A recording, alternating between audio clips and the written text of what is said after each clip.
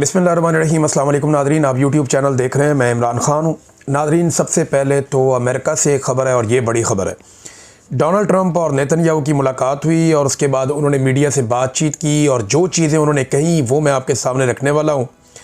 एक तरफ तो पहले आप अपने जहन में ये रखें कि 2 दिन पहले पाकिस्तान के जो वज़ीर ख़ारजा हैं और डिप्टी वज़ीर आज़म हैं इसहाक़ डार साहब, उन्होंने ये स्टेटमेंट दिया था कि पाकिस्तानी फ़ौज गज़ा नहीं जाएगी अगर उन्हें हमास को गैर मुसल्लह करने का टास्क मिला तो पाकिस्तानी फ़ौज अगर हमास को गैर मुसल्लह नहीं करेगी तो फिर कौन सी फ़ौज करेगी।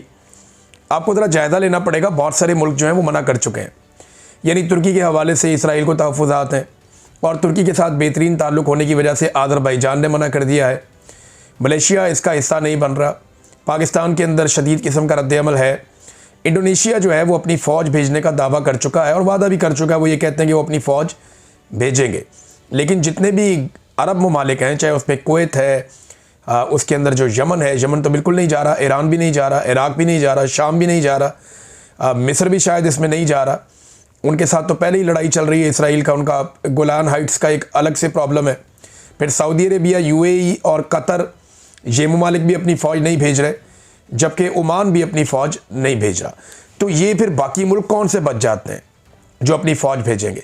तो पाकिस्तान ने क्योंकि ख़ुद से ऑफ़र किया हुआ है और अमेरिका की जानिब से पाकिस्तान का शुक्रिया अदा किया गया कि पाकिस्तान ने ऑफ़र किया है कि हम अपनी फ़ौज गज़ा में भेजेंगे उस कार्रवाई के लिए जो कार्रवाई अमेरिका चाहता है।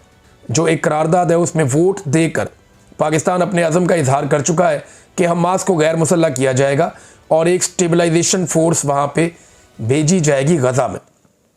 अब पाकिस्तान उसका हिस्सा बनता है और हमास को गैर मुसल्लह नहीं किया जाता, तो ये क्या कहानी हुई। ये तो फिर तो सारा मामला ही गोल हो गया।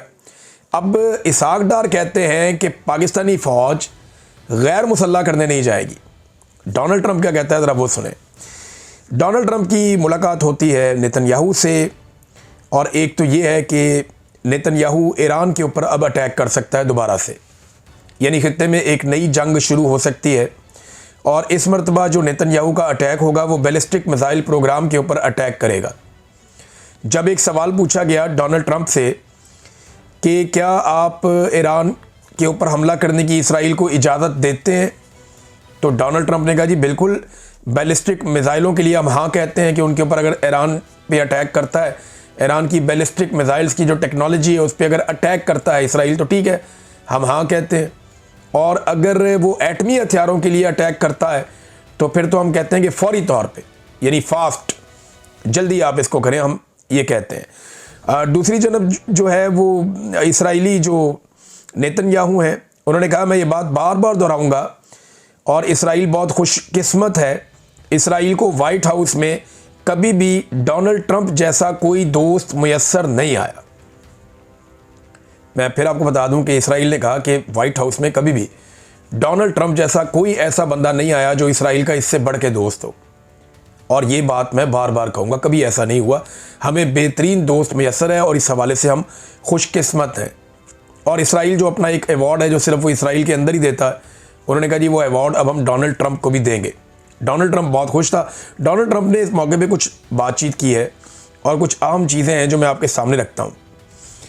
अब इसमें एक तो आप ये ध्यान में रखें कि डोनाल्ड ट्रंप ने कहा, और ये बात उन्होंने की हमास के हवाले से और इसराइल के हवाले से, उन्होंने कहा जी इसराइल जो है वो 100% अमल दरामद कर रहा है जंगबंदी के मुआहदे पर। हालांकि सारी दुनिया ये जानती है कि बेशुमार कत्लेआम उसके बाद से लेकर अब तक हो चुका है जब से जंगबंदी हुई है। और जो कत्लेआम हुआ है वो इसराइल के ऊपर ही बार बार इल्ज़ामात लगते हैं। आलमी इदारे भी कहते हैं और आलमी सतह पे हुकूमतें भी यही कहती हैं और इसराइल की मजम्मत भी की जाती है। लेकिन डोनाल्ड ट्रंप कह रहे हैं कि इसराइल ने 100% अमल दरामद किया है अमन मुआहदे के ऊपर। फिर वो बार बार ये भी कह रहे हैं कि इसराइल जो है वो ठीक है, हमास जो है वो खिलाफ वर्जी करता है। हमास के बारे में डोनाल्ड ट्रंप की राय ठीक नहीं है। फिर डोनाल्ड ट्रंप ने एक और बात की हमास के हवाले से। उन्होंने कहा जी हमास को फौरी तौर पे गैर मुसल्लह होना पड़ेगा और हमास को इसके लिए बहुत कम वक्त दिया जाएगा। अगर हमास फौरी तौर पे गैर मुसल्लह हो जाता है तो ठीक है, और अगर हमास हथियार नहीं डालता। अच्छा, ट्रंप ने ये दावा भी किया कि हमास ने खुद इस बात पे एग्री किया था या इत्तफाक किया था कि वो हथियार डाल देगा, जबकि हमास के जो लोग हैं वो बार बार इंटरनेशनल मीडिया को ये बता चुके हैं कि हमने कभी भी गैर मुसल्लह होने का नहीं कहा, क्योंकि यहाँ पे इसराइल का कब्ज़ा है, तो हमारी मज़ामत कब्ज़े के ख़िलाफ़ है, तो हम हथियार डाल नहीं सकते। अगर एक फ़लस्तीनी रियासत बन जाए और वो इंतज़ाम संभाल ले तो उस रियासत के सामने हम हथियार डाल सकते हैं, अदरवाइज़ हम किसी और के सामने हथियार क्यों डालेंगे। हमास बार बार ये कहता रहा है। अब एक मरतबा फिर डोनाल्ड ट्रंप ने इस पर बड़ा ख़बरदार किया और उन्होंने ये कहा कि हमारे पास 59 यानी 59 ऐसे ममालिक हैं जो गज़ा में जाकर हमास को ख़त्म करने पर तैयार हैं। यानी अगर हमास खुद से गैर मुसल्लह नहीं होता तो ये ममालिक जाएंगे और जाकर हमास को ख़त्म करेंगे और इसका कला कमा कर देंगे और इसराइल को खुद कुछ भी नहीं करना पड़ेगा। ये भी डोनाल्ड ट्रंप ने कहा।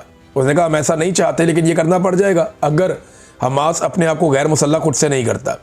तो ये जो 59 ममालिक हैं, क्या इन ममालिक के कौन से नाम हैं? देखें, यूरोप के जो ममालिक हैं वो हमास को एक दहशतगर्द तंजीम तो समझते हैं, वो ये कहते हैं कि हमास दहशतगर्द तंजीम है, वो ये कहते हैं, लेकिन इसके बावजूद वो ये कहते हैं कि इसराइल ने फ़लस्तीनियों का बहुत बड़े पैमाने पर कत्लेआम भी किया है और मुझे नहीं लगता कि वो ममालिक इस लड़ाई के अंदर पड़ेंगे। अब बहुत सारे ममालिक मुसलमान हैं जिनका तस्करा किया जाता है, लेकिन 57 इस्लामी ममालिक की एक फ़ौज बनी हुई है। अब उनमें बेशतर ममालिक के नाम मैं आपके सामने ले चुका हूँ जो ममालिक इस बात पे एग्री नहीं करते कि वो जाएंगे और जाकर गज़ा के अंदर हमास को गैर मुसल्लह करेंगे। पाकिस्तान के वज़ीर ख़ारजा का बयान कुछ और कह रहा है और पाकिस्तान के आर्मी चीफ़ और पाकिस्तान के वज़ीर आज़म जो हैं वो इंटरनेशनली कुछ और करके आ गए हैं। अब हुआ क्या, ये इसहाक डार को स्टेटमेंट क्यों देना पड़ा? और डोनाल्ड ट्रंप ने स्टेटमेंट दिया कि नहीं, ये मुसलमान ममालिक जो हैं वो हमास को तबाह कर देंगे और इसराइल को कुछ नहीं करना पड़ेगा। ये जो ममालिक जिनका जिक्र वो डोनाल्ड ट्रंप कर रहे हैं स्टेबलाइजेशन फोर्स के हवाले से, और पाकिस्तान उसका हिस्सा बनने के लिए खुद से पेशकश कर चुका है। पाकिस्तान ने खुद कहा कि हम इसका हिस्सा बनना चाहते हैं, अपनी अर्जी डाली पाकिस्तान ने इसमें। अब मामला ये है कि ये फील्ड मार्शल आसिम मुनीर का और शहबाज शरीफ का फैसला तो था, लेकिन उस पर अमल दरामद के लिए उन्हें पाकिस्तान के अंदर एक कॉन्सेंट चाहिए। देखें, जाके फील्ड मार्शल ने या शहबाज शरीफ ने तो नहीं लड़ना तो पाकिस्तान के फ़ौजियों ने है और पाकिस्तान के अंदर इस पर रद्द-ए-अमल बड़ा सख्त है, इदारे के अंदर भी बड़ा सख्त रद्द-ए-अमल है। और ये बहुत मुश्किल एक्टिविटी है कि पाकिस्तान की फ़ौज जाए और जाकर हमास को गैर मुसल्लह करे और फ़लस्तीनियों के साथ एक लड़ाई लड़े, उन फ़लस्तीनियों के साथ एक लड़ाई लड़े जो फ़लस्तीनी गुज़िश्ता कई दहाइयों से अपनी लड़ाई लड़ रहे हैं और पाकिस्तान उनकी मॉरल सपोर्ट करता चला जा रहा है आलमी सतह पे। ये बिल्कुल ऐसे ही है कि जैसे पाकिस्तान कश्मीर चला जाए और कश्मीरियों के साथ लड़ाई शुरू कर दे भारत की ईमा के ऊपर कि आप भारत को तंग ना करें, हम आपके साथ नहीं तो जंग करेंगे। तो ये उससे मिलती जुलती चीज़ ही आप समझ लें कि जाएं और जाकर, क्योंकि पाकिस्तान ना दो जगह पे हमेशा से एक बात करता आया कि ये हक़ खुद इरादियत के लिए ये लोग लड़ रहे हैं, इनके हकूक़ इन्हें नहीं दिए जा रहे और इनके साथ जुल्म और ज़्यादती हो रही है, इनकी ज़मीन इनसे छीनी गई है। एक पाकिस्तान ये मुकदमा रखता रहा है हमेशा फ़लस्तीन के हवाले से और एक रखता रहा है पाकिस्तान हमेशा ये मुकदमा कश्मीर के हवाले से। अगर पाकिस्तान यू टर्न लेगा ना कश्मीर के हवाले से या फ़लस्तीन के हवाले से, फ़लस्तीन के हवाले से पाकिस्तान फ़र्ज़ करें यू टर्न लेता है तो कश्मीर का केस आपका कमज़ोर हो जाएगा। अब तक के लिए इतना ही, अपना ख्याल रखिएगा, अपने इस चैनल का भी। अल्लाह हाफ़िज़।